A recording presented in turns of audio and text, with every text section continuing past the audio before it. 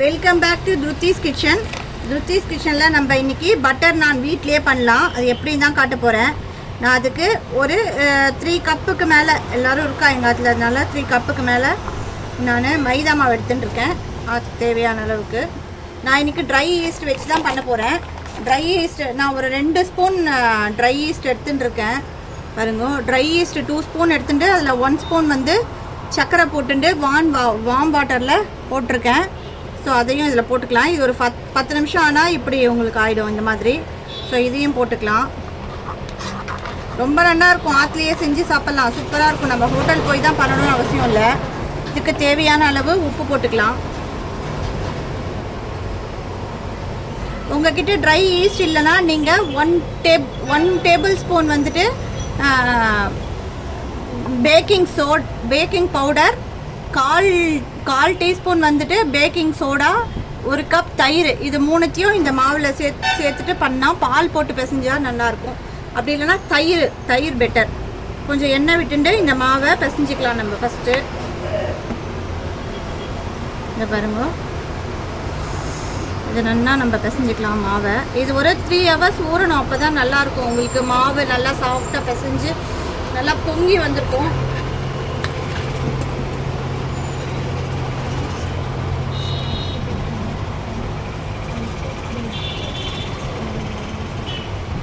அது east activate ஆகணும். அதுக்கு ஒரு 10 மினிட்ஸ் நம்ம டைம் கொடுக்கணும்.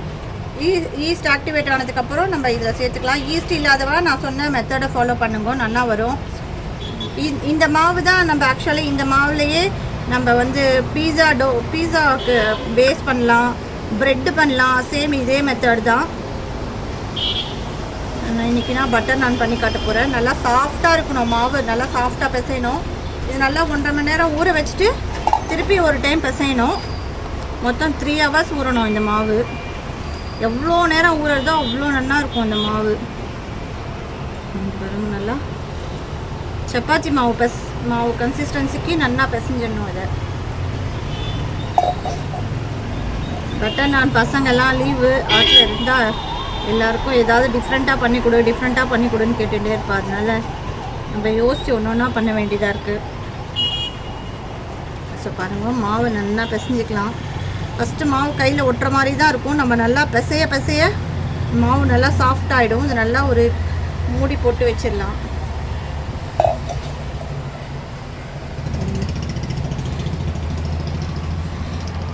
மாவு பிசைறதுல தான் சப்பாத்தி நான் எல்லாமே இருக்குது. நம்ம மாவு எவ்வளோக்கு எவ்வளோ நல்லா சாஃப்டாக பிசைகிறோமோ அவ்வளோக்கு அவ்வளோ சப்பாத்தி நான் எல்லாமே ரொம்ப நல்லா வரும்.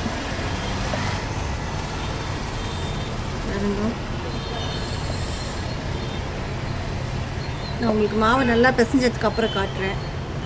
பாருங்க, நான் நல்லா 10 நிமிஷத்துக்கு மேலே மாவு நல்லா எவ்வளோ சாஃப்டாக பிசைஞ்சிருக்கேன். பாருங்கள், இந்த மாதிரி நல்லா சாஃப்டாக பிசையணும். நான் 10 நிமிஷம் நல்லா ப்ரெஷர் கொடுத்து மாவு பிசைஞ்சேன். ஸோ 10 நிமிஷம் மாவு பிசைஞ்சேன். இது மேலே லைட்டாக எண்ணெய் தடவிட்டு இதை கவர் பண்ணிவிட்டு ஒரு 1.5 மணி நேரம் கிட்ட ஊற வைக்கலாம்.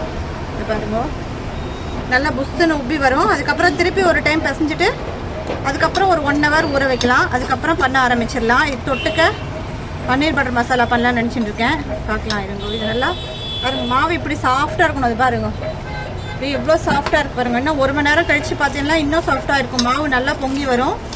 ஸோ நான் சொன்னது ஞாபகம் இருக்கா? உங்களுக்கு வந்து ட்ரை ஈஸ்ட் இல்லைன்னு வச்சுக்கோங்க. நீங்கள் வந்து 1 டேபிள் ஸ்பூன் வந்து பேக்கிங் பவுடர், 1/4 டேபிள் ஸ்பூன் வந்து பேக்கிங் சோடா, 1 கப்பு தயிர், கொஞ்சம் சால்ட்டு போட்டு பிசைஞ்சிடணும். அதுவும் நல்லாயிருக்கும், சேம் டேஸ்ட்டில் இருக்கும். என்கிட்ட ட்ரை ஈஸ்ட் வாங்கினது இருந்ததுனால நான் அதை யூஸ் பண்ணுறேன். ஸோ அது எப்படின்னா லைட்டாக கை பொறுக்கிற சூடு வெந்நீர் வச்சுட்டு 1 டேபிள் ஸ்பூன், அதாவது 2 கப்புக்கு 1 டேபிள் ஸ்பூன் போட்டால் நல்லாயிருக்கும். ஸோ 1 டேபிள் ஸ்பூன் வந்து ட்ரை ஈஸ்ட் போட்டுட்டு ஒரு டீஸ்பூன் சர்க்கரை போட்டு வார்ம் வாட்டருக்குள்ளே வச்சிடலாம். அது 10 நிமிஷத்தில் அது நல்லா இதுவாகிடும், பொங்கி வரும். ஸோ அந்த ஸ்டேஜில் ஊற்றி பிசையணும். இப்போ கரெக்டாக இருக்கும். இது 1 மணி நேரம் கழித்து பார்க்கலாம். இப்போ இந்த மாவு பிசைஞ்சு வச்சு 1 மணி நேரம் ஆச்சு. எப்படி இருக்குன்னு பார்க்கலாம். பாருங்கள், எவ்வளோ ஃபுல்லாக ஃப்ளஃபியாக வந்துருக்கு பாருங்க. இங்கே பாருங்க, ஃபுல்லாக மாவு பொங்கி இங்கே பாருங்க. இதை நல்லா இன்னும் ஒரு சாஃப்டாக பிசைஞ்சு வைக்கலாம். இது இன்னொரு 1 மணி நேரம் ஊறட்டும். பாருங்கள். கொஞ்சம் எண்ணெய் விட்டு ஒரு 2 நிமிஷம் பிசைஞ்சு ஊற வச்சிடலாம். இப்போ மாவை நல்லா எண்ணெய் விட்டு பிசைஞ்சு இதை ஒரு 1 மணி நேரம் ஊற வச்சிடலாம். கொஞ்சம் எண்ணெய் விட்டு பிசைஞ்சு ஊற வச்சா இன்னும் சாஃப்டாக இருக்கும். இதுவே ஆல்ரெடி நல்லா சாஃப்டாக இருக்குது. இது இன்னும் ஒரு 1 மணி நேரம் மாவை பிசைஞ்சு ஊற வச்சிடலாம். எல்லா இடமும் எண்ணெய் படுற மாதிரி.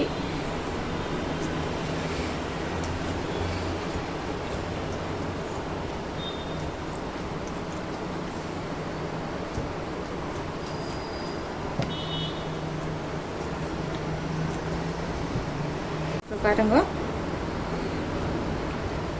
மூடி வச்சிடலாம். இப்போது நல்லா பிசைஞ்சாச்சு. 1 மணி நேரம் கழித்து பார்க்கலாம். இதுக்கப்புறம் 1 மணி நேரம் கழித்து டைரெக்டாக நம்ம பண்ண வேண்டியது தான். மூடி வச்சுட்டு பார்க்கலாம். மாவு எப்படி ஃபுல்லாக பொங்கி வந்திருக்குன்னு பாருங்க. பாருங்க, நம்ம கையால் கூட பண்ணிக்கலாம். இப்படி பாருங்க, நல்லா ஸ்ப்ரெட் ஆகும்னா நல்லா ஊறி இருக்கிறதுனால நமக்கு வேறு எதுவும் தேவைப்படாது. பாருங்க, இப்படி நல்லா இந்த ஷேப்பில் பண்ணணும். பண்ணிவிட்டு இந்த கல் சூடாக இருக்குது.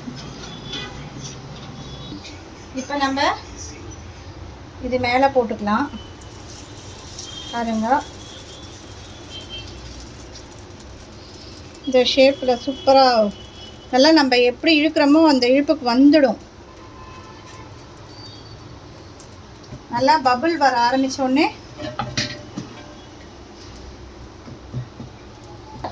இது பாருங்க.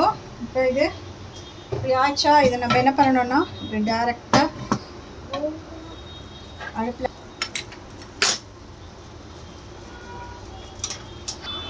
பாருங்க, சூப்பராக நமக்கு நான் ரெடி ஆகிருக்கு. பாருங்க, ஆக்சுவலி இதில் தண்ணி தடவணும். நான் அதை சொல்ல மறந்துட்டேன் உங்ககிட்ட. பாருங்க, சூப்பராக பட்டர் நான் ரெடி. இதில் சூடாக மேலே பட்டரை தடவிட்டேன்னா சூப்பரான பட்டர் நான் ரெடி. திருச்சி பிளேட் எடுத்துன்னு வாமா.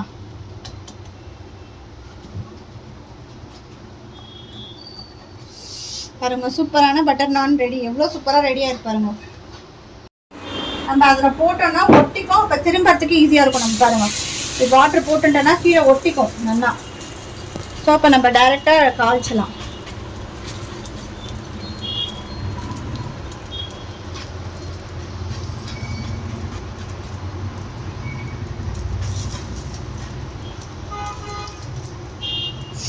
நல்லா சூடாகட்டும்.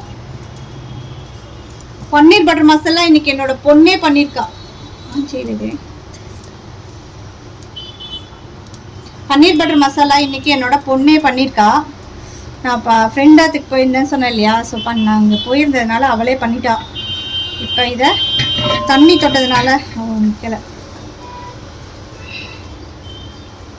அடுப்பில் போட்டு சுட்டுக்கோங்க.